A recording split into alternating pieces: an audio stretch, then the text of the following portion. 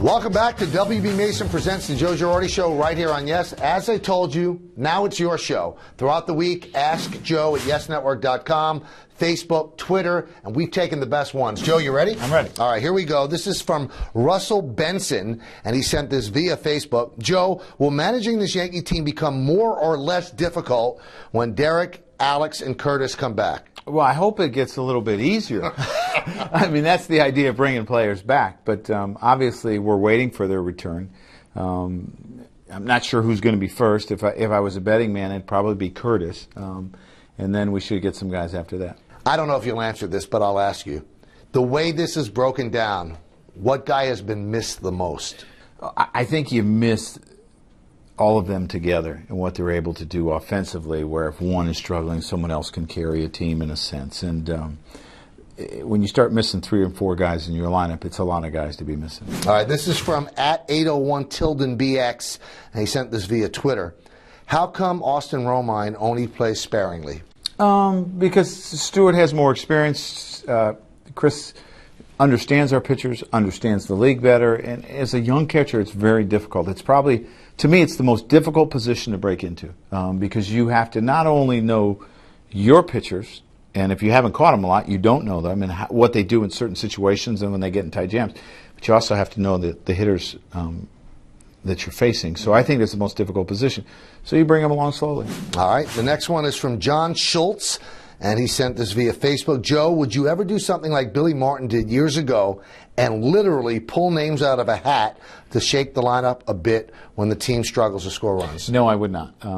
That's not my personality, and I wouldn't do that. Now, if I knew which ones I was pulling and they were marked, I might do it. I think Billy always had the cleanup guy that he wanted. He made sure that that came out at the right time. Maybe he had that one in his hand somewhere. Yeah, absolutely. All right, Kathy Messick via Facebook. I see Hope Week continues for yet another year. What is your favorite part about the week, and are you looking forward to it? I do. I really look forward to it because I think it's a chance for us to give back. And I'm a real firm believer that one of our biggest jobs as human beings is to give other people hope in difficult times, because without hope you have nothing. So I think it's a great gesture that Jason Zillow designed and what the Yankees do, and I love it. All right, and this is from Jake Glanville via Facebook. Hi, Joe. What are your thoughts on Jason Kidd becoming the Nets head coach?